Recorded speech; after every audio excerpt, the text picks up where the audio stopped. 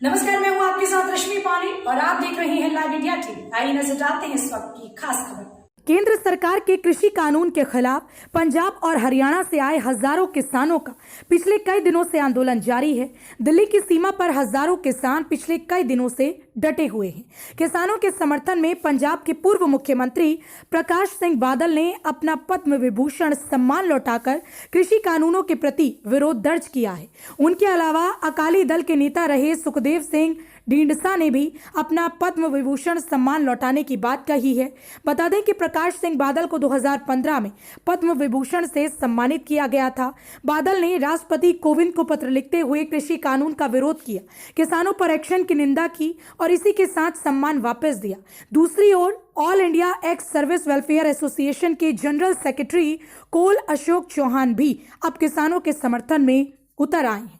उन्होंने क्या कहा, सुनिए। आज जो हालात बने हुए हैं कि देश की किसान जाति तमाम राज्यों से फार्मर्स इस चीज़ का विरोध कर रहे हैं कि सरकार ने जल्दबाजी में कोरोना काल के अंदर हालात का फ़ायदा उठाते हुए जिस तरीके से 3 ऑर्डिनेंस पास किए हैं, ये किसान विरोधी हैं। मैं इनका फुल जोर इसका खंडन करता हूं और मैं अपना विरोध दर्ज कराना चाहता हूं कि सरकार का रवैया किसानों के प्रति बिल्कुल ही गलत है।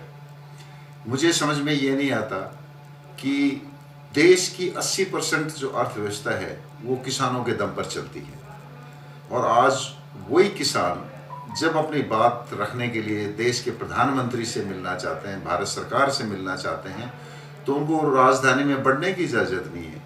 हरियाणा सरकार का जो रवैया रहा है, जगह जगह रोड ब्लॉक लगा देना, जगह जगह सड़कों के ऊपर, हाईवेज के ऊपर खड्डे खोद देना, किसानों को टीयर गैस मारना, किसानों के ऊपर वाटर कैनन्स का इस्तेमाल करना, क्या यही प्रजातंत्र है? क्या हम कह सकते हैं कि इस देश में जनता को अपनी बात कहने का अधिकार है? बिल्कुल नहीं है। मैं आज दावे से कह सकता हूं कि आज जो सरकार का जो रुझान है जनता के प्रति, वो बहुत ही एक डरावना रुझान है। हर आदमी डरा हुआ है। जंतर मंतर के ऊपर देश के सभी लोग अपना विरोध दर्ज कराने के लिए आते थे, जो मौजूदा मोदी सरकार ने वो बंद कर दिया गया है।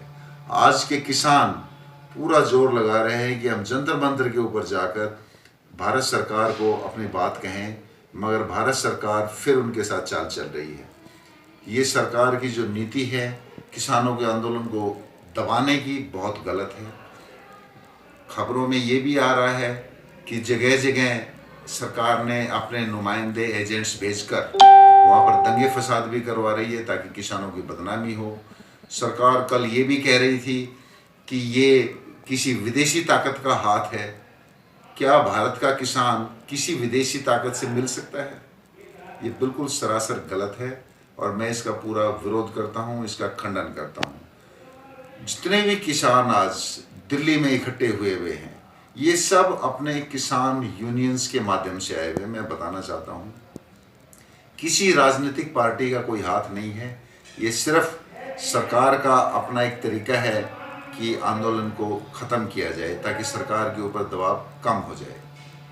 बहुत ही गलत रवैया चल रहा है। मैं देश के हर आदमी से अपील करूंगा कि आप अपने किसानों का, अपने भूमि पुत्रों का दिल से साथ दें और उन्हें दिल से समर्थन दें और सरकार से अपील करें सभी मिलकर कि आप किसानों के हक की बात कीजिए।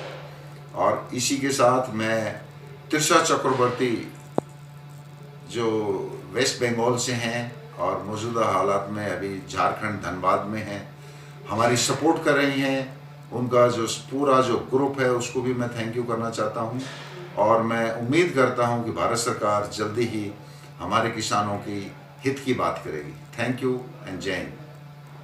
कोलकाता फॉरेंसिक साइंस एक्सपर्ट सह अधिवक्ता सुश्री त्रिशा चक्रवर्ती ने भी कृषि कानून के खिलाफ अपनी आवाज बुलंद कर सरकार पर तीखा प्रहार करते हुए कहा कि ये किसानों के साथ अन्याय है, सरकार को ये बिल वापस ले लेना चाहिए। आइए सुनते हैं उन्हीं की जुबानी।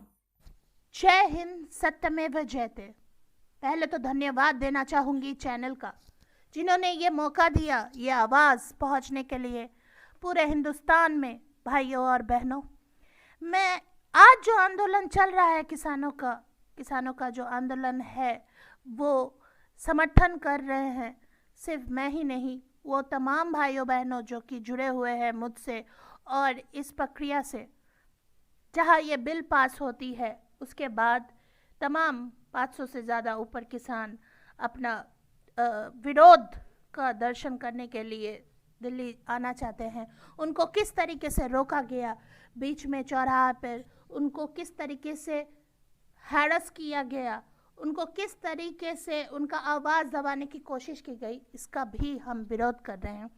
मेरे साथ बात हुआ है और जुड़े हुए हैं all India x services welfare association, जो कि ओल्डेस्ट एसोसिएशन है सैनिक का। तमाम वो सैनिक भी जिन्होंने अपना पूरा ज़िंदगी दिया है इस सेना बल में, और ये देश का सुरक्षा के लिए, टेरिटरी को बचाने के लिए, हम लोगों जैसे आम लोगों को सुरक्षा देने के लिए, चैन से सोने के लिए, और वो लोग भी हमसे जुड़े हैं ये किसान का आंदोलन के साथ। क्यों? क्योंकि जो किसानों का आंदोलन है वो सिर्फ उनका आंदोलन नहीं है, निजी आंदोलन नहीं है, ये भी एक राष्ट्रवाद है, और जिनका समर्थन हम लोग करते हैं। विरोध इस बात का है कि आवाज़ नहीं सुना जा रहा है, जो कि हमारा हक है। संविधान ने ये हक दिया है, और जिस तरीके से उनको रोका गया ये असंवैधानिक है, अनकॉन्स्टिट्यूशनल है, ऐसे कोई किसी को नहीं रोक सकता। यू सी, जो 1989, that time also it was a protest by the tenants, by the farmers, but no such kind of malpractices has been done, but today it has been done. We are not against any kind of government, we are not against any kind of judiciary or any parliament system. We have been infringed by the rights. जो ये rights है किसानों का, और ये rights को अगर वो अपना हक मांग रहे हैं, किसी का रोटी छीन के मांग नहीं रहे हैं, अपना हक मांग रहे हैं, तो उनको सुना क्यों नहीं जा रहा है? उनके डिमांड क्यों नहीं पूरा किया जा रहा है? अगर कोई ऐसा बात होती तो उन्होंने, आज मीटिंग होने का बात था 9 बजे तक, आज उनको सुनने का मौका मिला है, जबकि इतने सारे बुजुर्ग किसान भी वहाँ पे बिना खाए बिना नहाए पड़े हुए हैं, इतने ठंडी में गड्ढे खोदे गए रास्ते भर, उनको पहुँचने नहीं दिया गया। ये किस तरीके का भाव लेके हम लोग चल रहे हैं? क्या यही हम शिक्षा और प्रदर्शन देना चाहेंगे हमारे आने वाले जनरेशन को? जब जब ऐसा आंदोलन छिड़ा गया है, इतिहास गवाह है कि वहाँ क्रांति आई है, और ये क्रांति का ही आरंभ है, ये क्रांति होके ही रहेगी, क्योंकि ये हक सिर्फ उनका हक का बात नहीं है, ये उस मिट्टी का हक है जो प्रकृति माता ने दिया है, जहां हम जन्म लेते हैं। मुझे गर्व है अपने मिट्टी पर, मुझे गर्व है उस किसानों पर, मुझे गर्व है इस भारत वर्ष पर, और यहाँ पे किसान उनका बेटा है, और हम सभी लोग कहीं ना कहीं से इस मिट्टी से, किसान से जुड़े हुए हैं। India is an agricultural country. The prime occupation of India is agriculture. Nobody, no citizen of India cannot deny the fact that they have not been related to the cultivation or agriculture. So अगर वो नींव, वो जड़ अगर हिलाया जा रहा है तो आंदोलन होना आम बात है। ये एक बहुत पीसफुल आंदोलन है, इसको शांति से सुना जाए, मेरा दरखास्त है। हम कोई सरकार के खिलाफ नहीं है, गवर्नमेंट के खिलाफ नहीं है, मगर ये सुना जाए, ये डिमांड को सुना जाए, और ये मर्सी करे एटलीस्ट सरकार सुन के, कि जो बात रखने जा रहे हैं उन यूनियन लीडर्स को, उनके साथ बैठे और शांतिपूर्वक एक डिसीजन में आए। इंडिया पैंडेमिक से गुजर रहा है, कोविड का सिचुएशन से गुजर रहा है, इससे भलाई यही होगा कि सबको एक मौका दिया जाए और सुना जाए। और मैं थैंक यू कहना चाहूँगी ये प्लेटफॉर्म देने के लिए, जहाँ पे सिस्टम का बात कर रही हूँ मैं, और मेरे साथ अशोक सर भी जुड़े हैं, और उन्होंने अपना लिखित समर्थन दिया है और उनके साथ उनका पूरा कम्युनिटी, सैनिक कम्युनिटी का सैनिक भी उनके साथ जुड़े हुए हैं। और जो मीडिया को इतना गंदा बोला जाता है, वो मीडिया ही ये काम कर रही है, हमको एक देश एक नागरिकता से जोड़ रही है, बिना कोई डाइवर्सिटी एक यूनिटी से जोड़ रही है, वो ये मीडिया ही है। तो मैं मीडिया को भी धन्यवाद देना चाहूंगी। नमस्कार, मैं हूँ आपके साथ आवाज रश्मि पानी बुलंद और आप रहे। देख रही हैं लाइव इंडिया टीवी। आइए नजर डालते हैं इस वक्त की मैं खास दरख्वास्त खबर। करूंगी कि इसको सुना जाए और हक का जो लड़ाई है इसमें शामिल होने के लिए मैं सबको आह्वान करती हूँ।